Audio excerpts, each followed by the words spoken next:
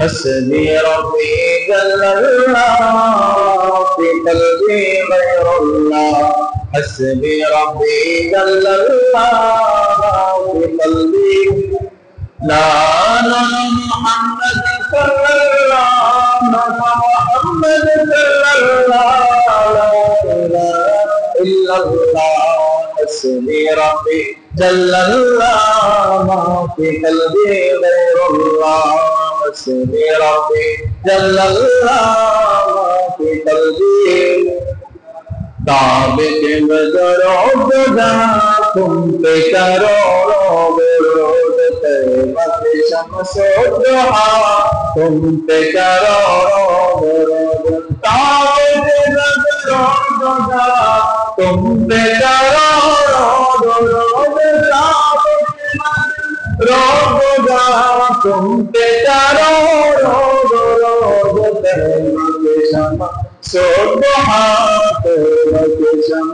सुबहा तुम पे करोड़ों विरोध हस्बी रब्बी जल्लल्लाहु फी क़ल्बी गैरुल्लाह हस्बी रब्बी जल्लल्लाहु फी क़ल्बी गैरुल्लाह नूर मोहम्मद सल्लल्लाहु नूर मोहम्मद सल्लल्लाहु ला इलाहा इल्लल्लाह حسبي ربي جل الله ما في قلبي غير الله حسبي ربي جل الله ما في قلبي غير الله بلغ العلا بك ماله كشف الدجى بجماله حسنت جميع خصاله صلوا عليه وآله سلموا يا قوم وصلوا على سيد الأمين مصطفى ما جاء إلا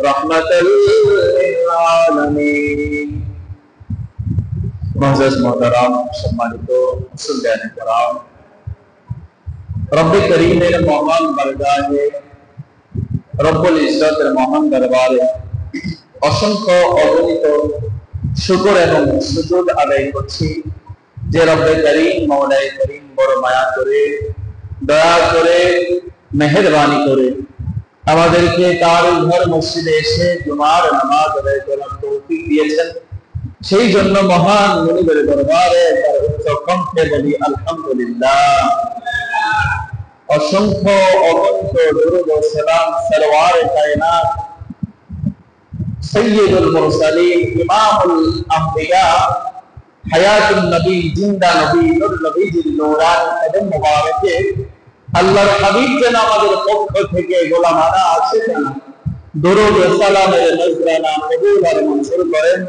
সকলেই বলুন আল্লাহুম্মা আমিন সম্মানিত মুসল্লিয়ানে কেরাম বড় আনন্দ ঘন মুহূর্ত আমরা কাটিয়েছি পবিত্র ঈদুল আজহা আমাদের মধ্য থেকে বিদায় নিয়েছে পবিত্র ঈদুল আজহার পরে আজকে প্রথম জুমা তথা জিলহজ মাসের তৃতীয় জুমা আল্লাহ রাব্বুল আলামিন এই জুমাতে আমাদেরকে একত্রিত করেছেন মহান মুনিবের অসংখ্য শুকর গুজার করছি তো আজকে পবিত্র কালামে পাক থেকে আল্লাহ রাব্বুল আলামিন ইরশাদ করছেন বিসমিল্লাহির রহমানির রহিম আল্লাযী খালাকাল ইনসানা মিন নাফসিন ওয়াহিদা আল্লাহ রাব্বুল আলামিন মানুষকে একটি আত্মা তথা আদম আলাইহিস সালাম এবং হাওয়া আলাইহিস সালাম থেকে সমস্ত মানব জাতিকে সৃষ্টি করেছেন ওয়া খালাকা মিনহা যাওজাহা ওয়া বাত্তা মিনহুমা রিজালান কাসীরান ওয়া নিসা আল্লাহ রাব্বুল আলামিন তার থেকে জোড়ায় জোড়ায় তার থেকে প্রথমে হাওয়াকে বানিয়েছে আদম থেকে তারপর জোড়ায় জোড়ায় তাদের মধ্য থেকে জোড়ায় জোড়ায় সন্তান দুনিয়াতে পাঠিয়েছেন কেউ কেউ বলেছেন 40 জোড়া সন্তান সন্তানাদি মা আদম বাবা আদম মা হাওয়া আলাইহিস সালাম ছিল আল্লাহ রাব্বুল আলামিন কালামে পাকে ইরশাদ করছেন ওই দুইজন থেকেই মানব জাতিকে সৃষ্টি করা হয়েছে একে একে অগণিত নারী পুরুষ সৃষ্টি করা হয়েছে দুনিয়াতে পাঠানো হয়েছে তো আল্লাহ রাব্বুল আলামিন আয়াতে কারিমায় জানান দিচ্ছেন সমস্ত মানব জাতির পিতা হলো হযরত আদম আলাইহিস সালাম, মাতা হলো হযরত হাওয়া আলাইহিস সালাম। আল্লাহ রাব্বুল আলামিন হযরত আদম আলাইহিস সালামকে দুনিয়াতে পাঠিয়েছেন প্রথম, জান্নাতে বানিয়েছেন, অবয়ব বানিয়েছেন প্রথম, দুনিয়াতে নবুয়ত দিয়েছেন প্রথম। জান্নাতে যখন হযরত আদম আলাইহিস সালামকে বানানো হবে, জিবরিল আলাইহিসকে পাঠানো হলো দুনিয়াতে মাটি নেওয়ার জন্য, আদম বানাবে। জিবরিল আসলেন, মাটি নিয়ে গেলেন মদিনাতুল মুনাওয়ারা। মাটি নিয়ে গিয়ে ওই মাটিতে বিশেষ এক নূরের সাগরে রেখে দিলেন। এই মাটি 1000 বছর পর্যন্ত ওইখানে ছিল। জোরে বলুন সুবহানাল্লাহ।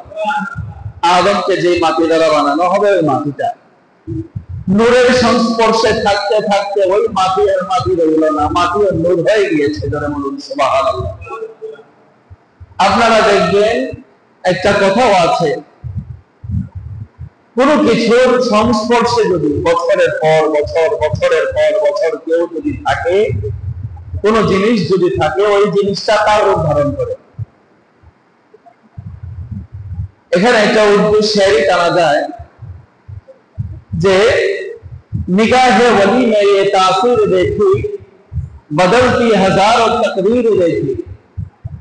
বড় বড় গুনাহগার, বড় বড় সন্ত্রাস, বড় বড় পাপাচার লিপ্ত এমন ব্যক্তিত্বরা, যোগে যোগে এমন নজির আছে, আউলিয়া কেরামের সংস্পর্শে এসে, আল্লাহ ওয়ালাদের নিসবতে এসে, আল্লাহ ওয়ালাদের সাথে সম্পর্ক করে, আল্লাহ ওয়ালাদের সাথে থেকে সহবত পেয়ে তারা খাঁটি সোনায় রূপান্তরিত হয়েছে। সুবহানাল্লাহ। এই জন্য উর্দু শায়ের বলতে যে নিগাহে ওয়ালি মে ये तासीर देखी, আউলিয়া কেরামের সহবতে এমন তাসির, বদলতি হাজারো তাকদীর দেখি। এমন অনেক বড় তাকদীর ছিল যারা দুনিয়াতে এমন ভাবে চলাফেরা করতো, যার কারণে তারা জাহান্নামে নিশ্চিত ছিল। কিন্তু আউলিয়া কেরামের সহবতে যাওয়ার কারণে, আল্লাহ ওয়ালাদের সংস্পর্শে যাওয়ার কারণে তাদের তাকদীর এমন ভাবে পরিবর্তন হয়ে গিয়েছে, তারা জামানার বড় বড় আল্লাহর ওলিতে পরিণত হয়েছে। বলে বলুন সুবহানাল্লাহ। আল্লাহ রাব্বুল আলামিন ওই মাটিকে নূরের সংস্পর্শে রেখে দিলেন, মাটিও নূরানিত হয়ে গেল, নূরানি হয়ে গেল। আদমকে বানানো শুরু করলো, আদমের বডি বানাচ্ছে। আল্লাহ হাবিব বলছেন, কুনতু নাবিয়্যা ওয়া আদামু বাইনার রূহি ওয়াল জাসাদ।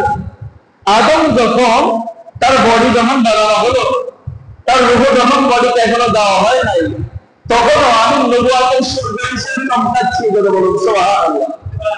আদমের রূহ বডিতে এখনো দেওয়া হয় নাই। আল্লাহর হাবিব বলতেছে, তিরমিজি শরীফের হাদিস, সহিহ হাদিস, আল্লাহর হাবিব বলতেছে, আদম যখন নিজের শরীর এবং রূহ থেকে আলাদা, রূহ যখন শরীরে দেওয়া হয় নাই, তখন আমি নবী ছিলাম, নবী হিসেবে চমকাচ্ছিলাম। বলে বলুন সুবহানাল্লাহ। তো ওই নবী রাহমাতুল আলামিন আদম নবীকে বানাচ্ছেন, আদম নবীকে জান্নাতের ভিতরে প্রথম বানাচ্ছেন। কিন্তু আদম সৃষ্টির কোন কোন রাওয়ায়াতে এসেছে 1400 বছর, 14000 বছর। 14000 বছর দুনিয়ার হিসেবে, আখিরাতের হিসেবে অনেক বেশি। আখিরাতের হিসেবে 14000 বছর, দুনিয়ার হিসেবে আরো অনেক বেশি। হযরত আদম আলাইহিস সালামকে বানাচ্ছে, এর আগে নূরে মুহাম্মাদীকে আল্লাহ বানিয়ে রেখেছেন। নূরে মুহাম্মাদীকে, ওই নূরে মুহাম্মাদী থেকে পর্যায়ক্রমে সমস্ত সৃষ্টি করার পরে, জান্নাত জাহান্নাম বানানোর পরে, সমস্ত জাহান যখন 6 দিনে আল্লাহ বানিয়ে ফেলেছে, তারপরে আল্লাহর ইচ্ছে হলো আদম বানাবে, দুনিয়াতে আদমকে পাঠাবে। আদম আল্লাহ তৈরি করবেন, আদমকে স্ট্রাকচার দিয়ে আদমকে বানাবেন। আদমের বানানো সম্পর্কে হাদিসে পাকে ইরশাদ হচ্ছে যে আদমকে আল্লাহ তার নিজ সুরতে বানিয়েছেন। সুবহানাল্লাহ।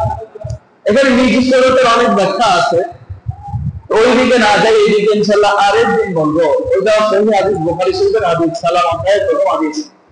তো আল্লাহ রাব্বুল আলামিন আদমকে বানালেন, সুন্দর করে বানালেন, বডিটা বানালেন, ফেরেশতারা চেহারাটা বানালেন, আল্লাহ নিজে বানালেন। বানানোর পর আদমকে রূহ দেওয়া হলো। রূহ তো ভিতরে থাকে না, চলে আসে, অন্ধকার, থাকতে পারে না। আদমের পেশানিনা পিঠ মোবারকে আল্লাহর হাবিবের নূর মোবারক নূরে মুহাম্মদ স্থাপন করা হলো। আদমের পিঠের মধ্যে যখন নূরে মুহাম্মদ দেওয়া হলো, তখন আদমের রূহ আদমের ভিতরে প্রবেশ করলো। জোরে বলুন সুবহানাল্লাহ। এর আগে আদমের রূহ আদমের ভিতরে থাকতে পারতেছে না, ভিতরে অন্ধকার।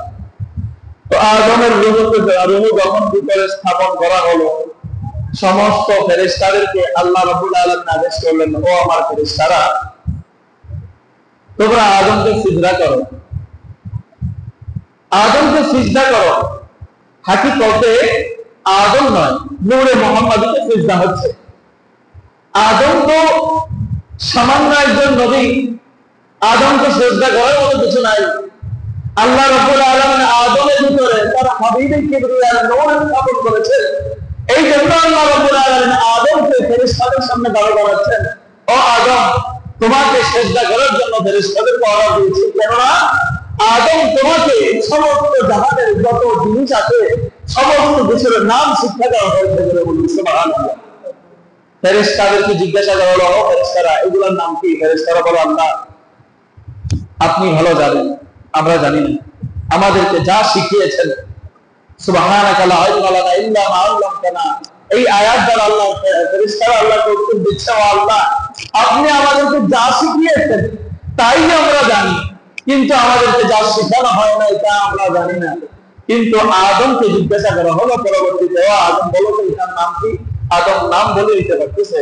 ফেরেশতারা বলতে, আল্লাহ বলতেছে, ও আমার ফেরেশতারা, দেখো তোমরা যেইগুলোর নাম বলতে পারতেছো না, আমার আদম সেগুলোর নাম বলে দিচ্ছে।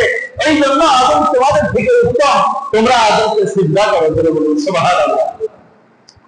আদমকে সিজদা করা হলো। আদম জান্নাতে থাকার অনুমতি হলো। জান্নাতে থাকতেছে, ঘুরতেছে, ফিরতেছে, একা একা ভালো লাগে না। বুঝতেছে যে আদমের একজন সঙ্গী প্রয়োজন, একজন বিবি প্রয়োজন। আদমকে ঘুম পাড়ানো হলো। আদম ঘুমিয়ে গেলেন। আদমের সার্জারি হচ্ছে, বাম পাজর থেকে একটা হাত খুলে নেওয়া হয়েছে। বলে বলুন সুবহানাল্লাহ। আদম ঘুমায়, আদমের বাম পাজর থেকে হাত দিয়ে একটা খুলে নেওয়া হয়েছে। ওই হাতটি থেকে হযরত আম্মা জান হাওয়া আলাইহিস সালামকে বানিয়েছেন। বলে বলুন সুবহানাল্লাহ।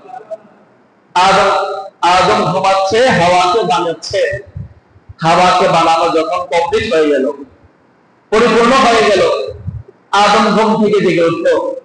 জেগে উঠে দেখতেছে পৃথিবীর মধ্যে সবচেয়ে সুন্দরী সুন্দরী যতগুলি নারী ছিল, তার মধ্যে আম্মা জান হাওয়া একজন নারী। উনি খুব সুন্দরী ছিলেন।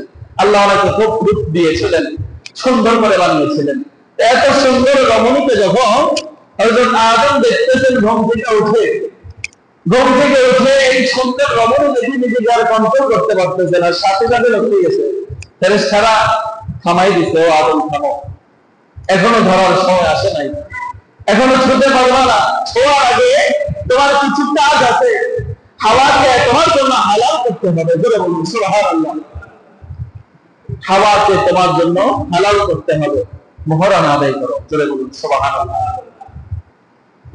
আদম বলে, মোহরানা আমি কি দিয়ে আদায় করবো? আমার কাছে টাকা পয়সা কোনো রকম কিছুই নাই, কি দিয়ে মোহরানা আদায় করবো? ফেরেশতারা বলে, এটা আমরাও জানি না, তুমি তোমার রক্তের সওয়াল করো। আদম বলে, ইয়া রাব্বি, হে আল্লাহ, কি করবো? আমার তো সহ্য হচ্ছে না, তাহলে বলে দেন কি করবো? আল্লাহ রাব্বুল আলামিন ইরশাদ করছেন, ফাকালা ইয়া আদম, তিনি বলতেছেন, হে আদম, সাল্লি আলা হাবিবিহি, আমার প্যারা নবীজির উপর দুরূদ শরীফ পড়ো। 20 সালাত মাররাতান, আমার হাবিবের উপর 20 মর্তবা দুরূদ পড়ো, তারপর তোমার উপর হাওয়াকে হালাল করা হবে। বলে বলুন সুবহানাল্লাহ। আরে বলে বলতে হবে সুবহানাল্লাহ। আমাদের আবুল বাশার সমস্ত মানব জাতির পিতা এবং মাতার বিবাহের মহরম হচ্ছে আপনার আমার প্যারা নবীজির দুরূদ শরীফ।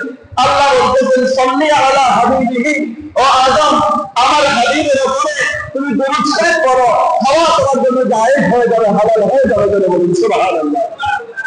এই হাওয়াকে জায়েজ করা হয়েছে আদমের জন্য আমার নবীর দুরূদ শরীফের মাধ্যমে। জোরে বলুন আল্লাহু আকবার। এখনো আমরা যে বিবাহ করি, বিবাহের সময় মেয়েদেরকে মোহর দিতে হয়, মোহরানা ধার্য করতে হয়। বিবাহের শর্তের মধ্যে একটা শর্ত হলো বিয়ের আগে মহারানা ধার্য করা। মহারানা কত হবে এই নিয়ে অনেক ইখতিলাফ আছে, তবে স্বামীর সাধ্য অনুযায়ী মহারানা হবে। মনে করেন জামাই আয় রোজগার তেমন ভালো না, সে 20-25 হাজার টাকা 50,000 টাকা দিতে পারবে মহারানা, কিন্তু এখন আমাদের সমাজে মহারানা নিয়ে একটা এদিক সেদিক হয়, তার উপরই ধরে চলে আর কি। মনে করেন মহারানা দেওয়ার যোগ্য পাত্র হলো 20,000 টাকা দিতে পারবে সে, কিন্তু মহারানা লেগে 10 লাখ, 5 লাখ, 2.5 লাখ, 3 লাখ এই মহারানাও সে আদায় করে না, পরবর্তীতে সে হাসরের ময়দানে এগুলির জন্য আটকে যায়। এই জন্য মহারানা যেটা আপনারা ধার্য করবেন, মেয়ের বাবা, ছেলের বাবা, ছেলের সাধ্য অনুযায়ী একটা মহারানা ধার্য করবেন, যেই মহারানাটা আদায় করে দেওয়া যায়। ছেলে আদায় করবে অথবা ছেলের পক্ষ থেকে বাবা আদায় করে দেবে, বিয়ের দিনই মহারানা আদায় করতে হবে, এটাই সুন্নাত। কিন্তু কেউ যদি অপারগ হয়, পরবর্তীতে অন্য মশলা আছে, সুযোগ আছে। তো এই জন্য সকলেই, বিশেষ করে আজকে বিবাহ সম্পর্কে আলোচনা, এই জন্য আবুল বাশার আমাদের প্রথম আমাদের আব্বা আমাদের দিয়ে শুরু করলাম। বিবাহ সম্পর্কে যেহেতু আলোচনা, আল্লাহ রাব্বুল আলামিন সর্বপ্রথম আদম আলাইহিস সালাম, হাওয়া আলাইহিস সালামের বিবাহ করিয়েছেন জান্নাতে, মহারানা দিয়েছে আপনার আমার হাবিব কিবরিয়াল ওপর দরুদ সালাম। তো আল্লাহ রাব্বুল আলামিনের সেই থেকে পৃথিবীর ধারা চলমান, আস্তে আস্তে আস্তে আস্তে প্রত্যেক নবীগণ বিবাহ করেছেন, প্রত্যেক রাসূলগণ বিবাহ করেছেন, আল্লাহর ওলি মাজবুর বান্দাগণ বিবাহ করেছেন। আবার কেউ কেউ আল্লাহর সান্নিধ্য পাওয়ার জন্য বিবাহকে ত্যাগ করেছেন, রমণীর কাছে যায় নাই। বিশেষ করে উজ্জ্বল প্রদীপ হিসেবে আমরা তাকে উদাহরণ মেথাল উপস্থাপন করতে পারি। তিনি হলেন বাংলার হাবিব, বাংলার সুলতান হযরত শাহজালাল ইয়ালিনী মুজাদ্দিদ রাহমাতুল্লাহ আলাইহি বলেন সুবহানাল্লাহ। উনি বিবাহ করে নাই। বিবাহ না করার পিছনে অনেক কারণ আছে, ওনাদের জন্য জায়েজ ছিল, কিন্তু বর্তমান প্রেক্ষাপটে যুব সমাজের বিবাহ খুবই গুরুত্বপূর্ণ ব্যাপার। বিয়ের মাধ্যমে ছেলেরা গুনাহ থেকে বাঁচতে পারে, চোখের জিনা, লজ্জাস্থানের হেফাজত হয়। আমি আরজ করব, আপনাদের যাদের উপযুক্ত ছেলে মেয়ে আছে, বিশেষ করে ছেলেরা তো 14, 15, 16তেই তাদের যৌবন আসে, মেয়েদের তো আরো আগে চলে আসে। এই জন্য ছেলে একটা উপযুক্ত বয়স হলে, ছেলের যদি সামর্থ্য নাও থাকে, বাবার যদি সামর্থ্য থাকে, বাবা যদি সামর্থ্যবান হন, অবশ্যই উচিত তাদেরকে বিয়ে করিয়ে দেওয়া, মেয়ে থাকলে বিয়ে দিয়ে দেওয়া। আপনার ছেলে মেয়ে বালেগ হওয়ার পর, উপযুক্ত হওয়ার পর আপনার উপর দায়িত্ব হলো, ফরজ কাজ হলো তাদের বিবাহ শাদী করিয়ে দেওয়া।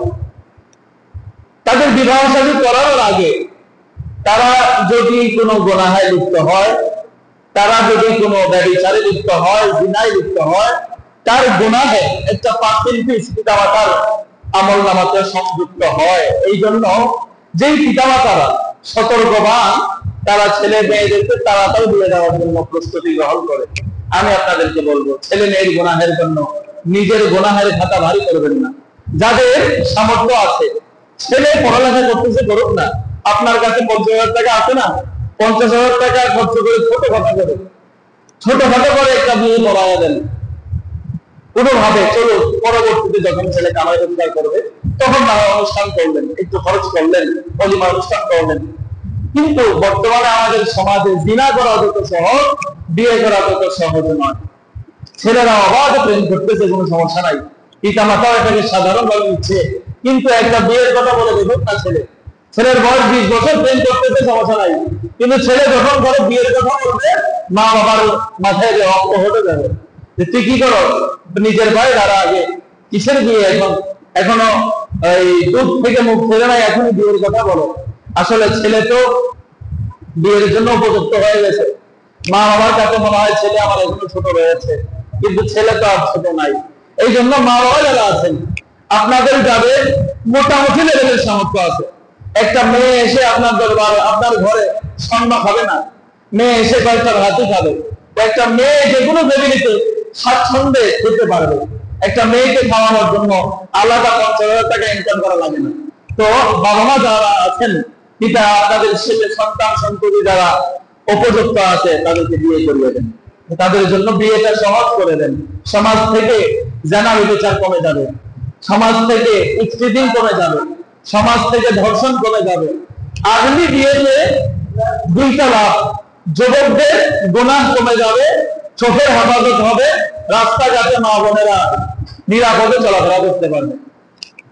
একটা ছেলের ঘরে যখন বউ থাকবে, রাস্তায় একটা নারীর দিকে তাকাতে তার চোখ বাঁধবে, চোখ নিচু হয়ে যাবে, আমার ঘরে আমার মানুষ আছে। কিন্তু যখন ঘরে কেউ থাকবে না, তখন ওই ছেলের চোখ ওদিক সেদিক চলে যাবে। এটা স্বাভাবিক প্রাকৃতিক নিয়ম। তো এই জন্য আপনাদের যাদের ছেলে মেয়ে উপযুক্ত আছে, আপনারা বাবা মা যারা স্বাবলম্বী আছেন, আপনারা চেষ্টা করেন ছোটখাটোর মধ্যে, আত্মীয়ের মধ্যে, কাছাকাছির মধ্যে ছোট করে একটা বিয়ে করায় দেন, আজকে অনুষ্ঠান করায় দেন। পরবর্তীতে ছেলে যখন কামাই রোজগার করবে তখন অনুষ্ঠান মানি করে তারপরে মেয়েকে ঘরে উঠাবেন। এমন আমরা যদি সমাজে সহজ করতে পারি বিয়েগুলিকে, তাহলে আমাদের সমাজ থেকে অশ্লীলতা দূর হয়ে যাবে, ইফতিজিং দূর হয়ে যাবে, ধর্ষণ দূর হয়ে যাবে। এগুলি কমাতে হলে অবশ্যই অবশ্যই ছেলে মেয়েদেরকে সঠিক সময় বিবাহ করাতে হবে, দিতে হবে। বিবাহের জন্য রোল মডেল যেটা আমাদের মওলা আলী শের গোলাম এবং আম্মা জান ফাতেমাতুজ জাহরা খাতুনে জান্নাতের বিবাহ। আল্লাহর হাবিবের মেয়ে খাতুনে জান্নাত আম্মা জান ফাতেমা রাদিয়াল্লাহু তাআলা আনহা, উনি যখন বিবাহের বয়সে উপনীত হলেন, আল্লাহর হাবিব রাহমাতুল লিল আলামিনের কাছে বড় বড় সাহাবায়ে কেরাম এসে আরজ করছে, ইয়া রাসূলুল্লাহ, ফাতেমাকে যদি আমার উপরে অর্পণ করতেন, আমাকে যদি বিবাহ দিতেন। আল্লাহর হাবিব হাও বলে না, নাও বলে না। আল্লাহর হাবিব রাহমাতুল লিল আলামিন তো জানেন যে ফাতেমার উপযুক্ত একমাত্র স্বামী আল্লাহ বানিয়েছেন আলীকে। আলীর পক্ষ থেকে পরবর্তীতে আবু বকরের পরামর্শক্রমে আলীকে বলা হলো, আলী, ফাতেমার জন্য তো অনেক বিবাহ প্রস্তাব আসতেছে, তুমি একটা প্রস্তাব দিয়ে দেখো না আল্লাহর হাবিব কবুল করে কিনা। আল্লাহর হাবিবের দরবারে গিয়ে মওলা আলী শেরে খোদাও প্রস্তাব দিলেন, ইয়া রাসূলুল্লাহ, ফাতেমাকে যদি আমি আলীর কাছে বিবাহ দিতেন। আল্লাহর হাবিব মুচকি হাসি দিলেন, সুবহানাল্লাহ। এই ফাতেমা আলীর বিবাহ তো জান্নাতেই ঠিক হয়ে আছে। হযরত আদম আলাইহিস সালামকে যখন বানানো হলো, আদমকে বলা হলো জান্নাত ঘুরে ঘুরে দেখো। জান্নাতের একটা কামরায় তিনি প্রবেশ করলেন, প্রবেশ করে দেখতে পাচ্ছেন এমন হাওয়াকে তো তিনি রেখেছেন, হাওয়ার চেয়ে আরো সুন্দরী এক রমণী দেখা যায়, পালঙ্কের মধ্যে শুয়ে আছেন। আল্লাহকে জিজ্ঞাসা করতেছে, আদম, ইনি কে? এত সুন্দরী রমণী, এটা কে? আল্লাহ প্রশ্নের উত্তর দিচ্ছে, আদম, ইনি সাধারণ কোন রমণী নয়, ইনি আমার হাবিব কিবরিয়া, আমার প্যারা মাহবুব নবীর প্যারা কন্যা হবেন। দুনিয়াতে আমার আখিরি নবীর আদরের রমণী হবে, মেয়ে হবে, তিনি বলে বলুন সুবহানাল্লাহ। এর নাম হবে হযরত সাইয়্যিদানা খাতুনে জান্নাত ফাতেমা রাদিয়াল্লাহু তাআলা আনহা। তো আলীকেও ওইখানে রাখা হয়েছিল, জান্নাতে আদম বানানো হয়েছে, নবীর সৃষ্টি তো হওয়ার আগে, তারপর আদমের সৃষ্টি। জান্নাতের মধ্যে পাকে পাঞ্জাতন মা ফাতেমা, সাইয়্যিদানা হযরত মাওলা আলী শের খোদা, ইমাম হুসাইন, ইমাম হুসাইনের সৃষ্টি জান্নাতে করে আলাদা কামরার মধ্যে নূর হিসেবে তাদেরকে গচ্ছিত রাখা হয়েছিল, সুবহানাল্লাহ। ওই তাদের জন্ম তো ওইখানেই, সৃষ্টি তো ওইখানেই শুরু, পরবর্তীতে পর্যায়ক্রমে আস্তে আস্তে দুনিয়াতে এসেছেন। তো আদম আলাইহিস সালাম দেখেছেন যে ফাতেমার স্বামী হিসেবে যাকে বানানো হয়েছে, ওনারকেও পরিচয় করে দেওয়া হয়েছে জান্নাতে। তো দুনিয়াতে এসে মাওলা আলী শের খোদা আম্মা জান ফাতেমার জন্য প্রস্তাব দিলেন, নবী রাহমাতুল্লাহ আলাইহি মুচকি হাসি দিলেন। অনেক সাহাবায়ে কেরাম প্রস্তাব দিয়েছে, কারণ প্রস্তাবেই আল্লাহর হাবিব রাজি হন নাই। যখন মাওলা আলী শের খোদা প্রস্তাব দিয়েছে, আল্লাহর হাবিব রাজি হয়ে গিয়েছে। আল্লাহর হাবিব বলতেছে, ও আলী, তুমি যে আমার মেয়েকে বিবাহ করবা, তোমার কি আছে? মহরানা আদায় করার মতো কিছু আছে কি? আলী মাথা নিচু করে বলতেছে, ইয়া রাসূলুল্লাহ, আমার কাছে কিছু নাই। আপনি রসুল খাইলে আমি আলী খাই, আপনি রসুল যা খান আমি আলী তা খাই। ইয়া রাসূলুল্লাহ, আমার সম্পত্তি সম্পর্কে তো আপনি জানেন, আমি আলীর কাছে কিচ্ছু নাই। আল্লাহর হাবিব বলে, ও আলী, যুদ্ধের জন্য ঘোড়া আছে তো, বর্ম আছে তো, তোমার যে তরবারি আছে এই তিনটা তো আছে, ঘোড়া আর তরবারিটা তো লাগবে। তোমার যে ঢালটা আছে, যে ঢালটা দিয়ে তুমি যুদ্ধের ময়দানে যাও, ও আলী এই ঢালটা বিক্রি করে দাও। এই ঢালটা বিক্রি করে কিছু টাকা খরচ করো, আর মহরানার জন্য কিছু টাকা আদায় করো, বলুন সুবহানাল্লাহ। মাওলা আলী শের খোদা ঢাল বিক্রি করার জন্য বাজারে যাচ্ছে। প্রথমত দেখা হলো ওসমান বিন নুরাইন, ওসমান গনি রাদিয়াল্লাহু তাআলা আনহুর সাথে দেখা হওয়ার সাথে ওসমান ডাক দিয়ে বলে, ও আলী, তোমাকে তো খুশি খুশি রাখতেছে কেন? আলী বলতেছে, ও ভাই উসমান, নবীর মেয়ে, নবী নন্দিনী খাতুনে জান্নাত ফাতেমার সাথে আমার বিবাহ ঠিক হয়েছে, বাজারে যাচ্ছে ডাল বিক্রি করব বিবাহের খরচ পাতির জন্য। ওসমান রাদিয়াল্লাহু তাআলা বলেন, ও আলী, তোমার ঢালটা আমার কাছে বিক্রি করবা না। জোরে বলুন সুবহানাল্লাহ। হযরত ওসমানের গনি কোনো ঢালের প্রয়োজন নাই, তারপরেও মওলা আলী সেই করে ঢাল কিনতেছে, বলতেছে, ও আলী, তোমার ডালটা আমি কিনতে চাই। আলী বলেন, ও গনি ওসমান, আপনি যদি কিনেন আমার উপর বড় ইহসান হবে, নিয়ে যান, আপনার যত মনে চায় আপনি তত দান করেন, তত দিয়ে দেন মূল্য হিসেবে। রাওয়াতে এসেছে, কেউ কেউ বলেছে 400 দিরহাম দিয়েছে, কেউ কেউ বলেছে 480 দিরহাম দিয়েছে। এটা নিয়ে মওলা আলী সেই রকমটা চলে আসলেন। চলে যাচ্ছে এমন সময় ওসমান পিছন দিয়ে ডাকবে, ও আলী, এত আনন্দে দিশেহারা হয়ে গিয়েছ, বাজারে যাচ্ছিল, বাজারে আর যাবা না, কেনাকাটা করবা না? আলী আবার বাজারে যাচ্ছে, প্রতিমধ্যে থামালেন ওসমান, ও আলী, একটু থামো, তোমার ডালটা কেন কিনেছি একটু জিজ্ঞাসা করবো না? আমার কি ডালের অভাব আছে নাকি? আমি তো গনি, আমার তো সম্পত্তির অভাব নাই, তরবারির অভাব নাই, ডাল, যুদ্ধ, ঘোরার জন্য এগুলি তো সামগ্রিক যা কিছু দরকার, এগুলো তো আমার অভাব নাই, তোমার থেকে ডাল কেন কিনেছি একটু জিজ্ঞাসা না? মওলা আলী সেই কথা বলে, ও ভাই ওসমান, আজকে তো আনন্দে উৎফুল্ল হয়ে আছি, এত কিছু জিজ্ঞাসা করার মস্তিষ্কের মধ্যে আসতেছে না। ওসমান বলে, ও আলী, তোমার থেকে ঢালটা কিনেছি যেন তোমার বিয়েটা সহজ হয়ে যায়। তুমি আজকে আমি ওসমানের জন্য একটা দোয়া করবা, আল্লাহ যেন আমাকে দোজখের আগুন থেকে বাঁচায়া দেয়। বলে বলুন সুবহানাল্লাহ। জান্নাতের সার্টিফিকেট পাওয়া ওয়ালা সাহাবী, আল্লাহ যাদেরকে জান্নাতি হিসেবে দুনিয়াতে ঘোষণা করেছেন, ওই ওসমান আলীর কাছে দোয়া করছে, ও আলী, আজকে তোমার আর খাতুন জান্নাতের বিবাহ অনুষ্ঠান উপলক্ষে তোমাকে যে একটু সাহায্য করতে পেরেছি, এই জন্য আল্লাহর দরবারে একটু দোয়া করো যেন আল্লাহ আমাকে কবরের আযাব থেকে বাঁচায় দেয়। আলী বললেন, আল্লাহ আপনার দোয়া কবুল করুন। তারপর ওসমান গনি বলে, ও আলী, তোমাকে এই ডালটা আমি হাদিয়া দিচ্ছি। তোরে বলুন সুবহানাল্লাহ। ডালটা কিনেছে প্রথম, কিনে বলতেন, তোমার বিবাহ উপলক্ষে এই ডালটা আমি তোমাকে হাদিয়া দিচ্ছি, কেননা তুমি তো আসাদুল্লাহের গনি, তুমি তো আল্লাহর সিংহ, তুমি ময়দানে যেতে হবে, তুমি ইসলামের জন্য যুদ্ধের ময়দানে যাবে, তোমার হাতে যদি ঢাল না থাকে তুমি কিভাবে নিজেকে রক্ষা করবে? ও আলী, আমি তোমাকে এই ঢালটা হাদিয়া দিয়ে দিলাম। হাদিয়া দিয়ে দেওয়া হলো। মওলা আলী চলে গেলেন নবীজির দরবারে। নবী রাহমাতুল্লিল আলামিন সাহাবায়ে কেরামকে ডাকলেন মসজিদে নববীর ভিতরে। মওলা আলীর সাথে আম্মা জান ফাতেমার বিবাহ দিয়ে দিলেন। মোহর হলো 400 দিরহাম। সেই হিসেবে এখন যদি কেউ মোহরে ফাতিমি দিয়ে বিবাহ করতে চায়, সে মোহরে ফাতিমির হিসাব আসে প্রায় 1,32,000 টাকা। প্রায় এদিক সেদিক হতে পারে, মোহরের দাম তো এদিক সেদিক হয়, স্বর্ণের দাম ওঠানামা করে, এগুলি হিসাব করে নিবেন। যদি কেউ সামর্থ্যবান থাকেন, এই পরিমাণ মোহরানা দিয়ে বিবাহ করার চেষ্টা করবেন যুবক ভাইরা যারা আছেন। তো মোহরে ফাতিমিতে বিবাহ করা তো নবীজির, যেহেতু নবীজির মেয়েকে এই মোহরানা ধার্য করে বিবাহ দিয়েছেন, এটা একটা বরকতপূর্ণ কাজ। তো আল্লাহ রাব্বুল আলামিনের হুকুমে আম্মা জান ফাতেমা এবং মওলা আলী শের এর বিবাহ হয়ে গেল। নবী রাহমাতুল্লিল আলামিন আম্মা জান ফাতেমাকে কিছু উপহার সামগ্রী দিলেন। একটা জাতা কল দিয়েছে, একটা বিছানার চাদর দিয়েছে, 2টা বালিশ দিয়েছে, এমনি করে 2টা পানির মশক দিয়েছে, কিছু আসবাবপত্র মেয়েকে দিয়ে দিয়েছে। তো আপনারাও যারা মেয়ে বিবাহ দিবেন, কিছু কিছু আসবাবপত্র দিয়ে দিবেন, এটা সুন্নতে রাসূল। মেয়ে বিবাহ দেওয়ার সময় কিছু কিছু সামগ্রিক যে জিনিসপত্র এগুলি দিয়ে দেওয়া সুন্নত।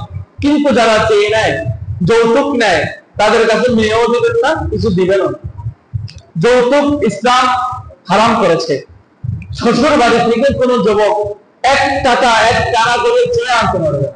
শ্বশুর যদি রাজি হয়ে পুরো বাড়ি লিখে দেয়, এটা আপনার জন্য জায়েজ, কিন্তু আপনি চেয়ে আনতে পারবেন। তো যৌতুক আমাদের সমাজে একটা কুপ্রথা হিসেবে প্রচলিত হয়ে আছে, যে মেয়ে দিয়ে দিলে মেয়ের সাথে 2 লাখ টাকা 3 লাখ টাকা যৌতুক দিতে হয়। তো এইগুলি পরিহার করবেন, পরিত্যাগ করবেন। ছেলে মেয়ে বিবাহ করানোর সময় এগুলি থেকে বিরত থাকবেন, বিবাহে বরকত হবে। আমাদের বিবাহের মধ্যে বিভিন্ন ধরনের ওয়েস্টার্ন কালচার এসে গিয়েছে, বিশেষ করে গায়ে হলুদ।